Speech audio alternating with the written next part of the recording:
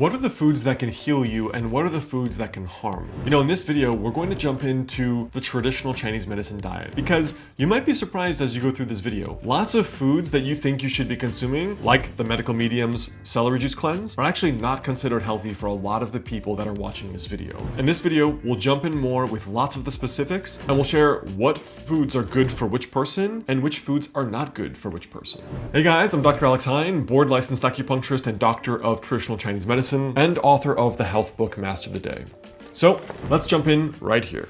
So let's talk about celery juice, for example, because this is a perfect jumping off point. I had a patient once come in years ago in the student clinic, and she was this very, very thin, pale, anemic, weak-looking woman. Had very, very poor digestion. She was complaining about getting a food baby with every meal, even diarrhea and looser bowel movements, lots of bloating, lots of food allergies. She felt cold often, and was complaining of hypothyroid-like symptoms. You know, loose and thin and falling hair, brittle hair, lots of fatigue, etc. And as we were discussing more and more and more in the student clinic, she was saying, you know, I'm really loving this celery juice cleanse, this diet from the medical medium, and I'm really trying to figure out why I'm not feeling that well though. Now, this is a great moment as a teaching student, right?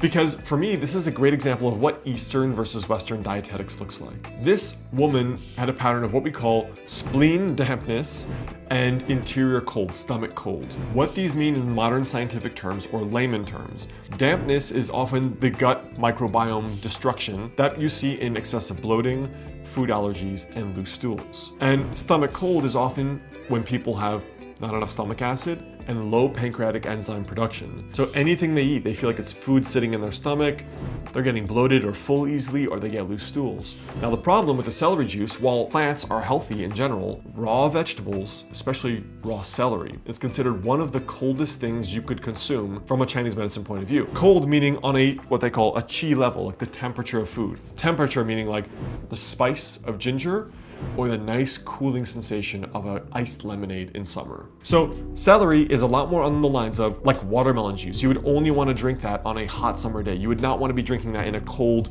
Midwestern summer. But this woman had been convinced she should be drinking 30, 40, 50 ounces of this daily. So in Chinese medicine, this would be extremely contraindicated. She should be having foods that are like meat or like oatmeal for breakfast with warming spices, lots of cinnamon, some honey in there, maybe a little bit of fruit. But she was doing the exact opposite and having ice cold smoothies with ice cubes, protein powder that was whey based, and then also celery juice. There's lots of this messaging east versus west, like green tea is so good for you, right? Green tea is bitter and cold. So if you're someone who easily gets indigested, you don't have a good appetite, you are cold, and you're someone who has lots of food allergies, green tea is not the thing to drink 10 times a day. You're better off with like a pu'er tea, like more of like a warming black tea or ginger cardamom, like in more Indian chai tea. Now, great lesson for dietetics from the Chinese medicine point of view. But what are the macro level principles of dietetics according to traditional Chinese medicine? Because in the West, we're used to like the food pyramid, right? If you go to like a dietitian. But what is the Eastern equivalent of that? That's what we're gonna talk about now. And again, don't forget you guys, I've put together this really great root cause quiz. It's the first link below the video. This is something that's going to help you a lot figure out what your digestive symptoms are, what organ network they're coming from. You can even score yourself on how many of the symptoms you have of each organ network problem, whether it's stomach, pancreas, gallbladder, large intestine, a microbiome issue, right? Small intestine. It's the first link below this video. It pairs really well with this. So let's jump in a little more and download that. So principle number one is the balance of yin and yang. Now, lest you think this is some kind of esoteric concept, it is actually a very clinical concept. So when we talk about the balance of yin and yang, we're often talking about foods being classified according to their yin, cooling nature, or yang, warming nature. So for example, a balanced diet would ultimately involve both in your meals, right? But someone, for example, with excess stomach heat is often acid reflux, red face, they feel warm, often have acne, sometimes also have headaches, bad breath, prone to sore throats. All of this is excess heat. So you'd be better off having a more cooling diet, more vegetables that are sauteed, more of that green tea, less coffee, less alcohol, less smoking, less fried food, less meats. Those kinds of things would benefit that person a lot. And the opposite is true if you have, for example, stomach cold. This is the kind of person who shouldn't be eating raw vegetables. They should stay away from a raw vegan diet. They should do more meats, more cooked vegetables, more warming stews and spices.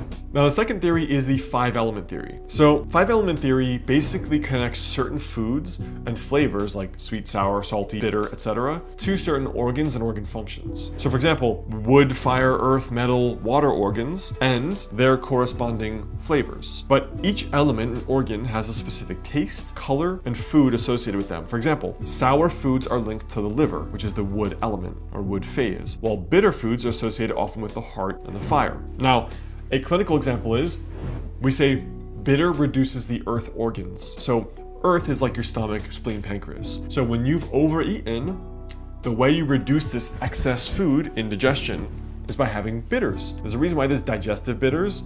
There are alcoholic drinks that are bitters, like a Negroni, right? All of these are traditional indigenous wisdom for how to improve your digestive function.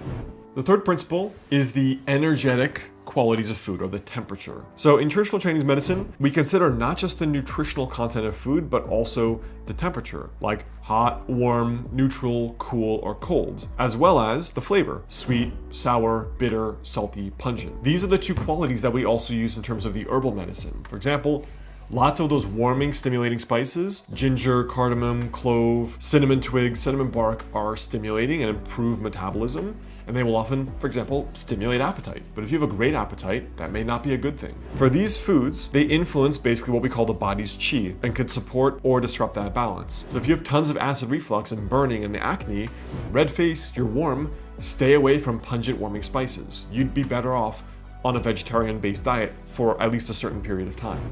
And the final principle is seasonal eating. So our most ancient medical texts, or I should say one of the most important ancient texts, the Yellow Emperor's Inner Classic, the Huangdi Neijing, says the cultivated person, the person who lives a long life, adjusts their lifestyle and even their eating to the qi or the quality of each season. So in summer, you probably shouldn't be eating ginger every single day and eating a very highly warming diet, even though I know in a lot of tropical climates where it's hot and humid, they do eat lots of pungent spices to cool down. But winter is the season for these hearty soups, bone broth, chicken soup, hot tea in the morning, right? Hot cocoa. In the summer, it's why people like drinking cucumber, mint, lemon tea, right? These foods have a naturally cooling quality to them.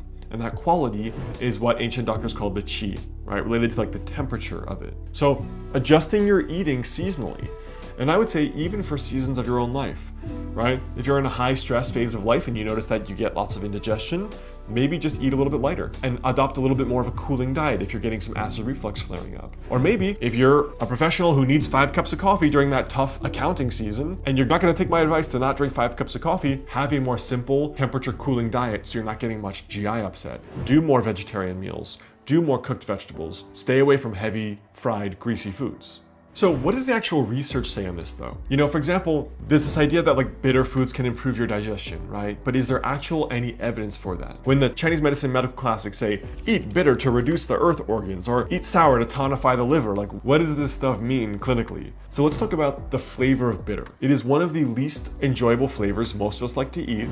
Dandelion greens, bitter melon, certain kind of greens, even like chard can be a little bitter sometimes. But I should say, these bitters, for example, have a number of clinically proven benefits. So for example, check out this research paper in the Journal of Phytomedicine. It talks about biliary elimination of lipids and bile acids induced by an artichoke leaf extract. So artichoke leaf extract falls into that bitter herb category. What they found was that bitter compounds stimulate the taste receptors that trigger the digestive system to increase bile production. It helps in breaking down fats and aids in the absorption of fat-soluble vitamins like A, D, E, and K. And that regular expulsion of bile from the gallbladder can actually prevent the formation of gallstones by avoiding the buildup of bile. And it is for this exact same reason that bitter foods can help the liver in its detoxification process. So these bitters can also help in the production of certain gastric and digestive juices, which can help with bloating, constipation, and gas. So that's a rough overview on TCM dietetics. We also have a couple other videos on the channel here